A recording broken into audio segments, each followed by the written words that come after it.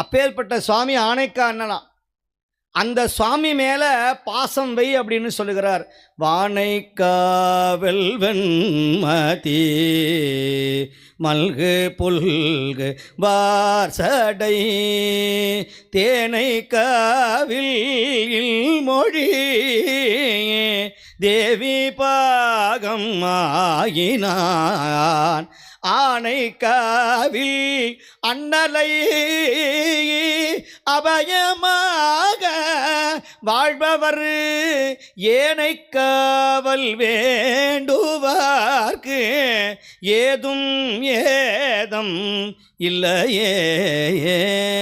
தாரமாய மாதரால் தானோர் பாகமாகினான் ஈரமாய புன்சடை ஏற்ற திங்கள் சூடினான் ஆரமாய மார்புடை ஆனைக்காவில் அண்ணலை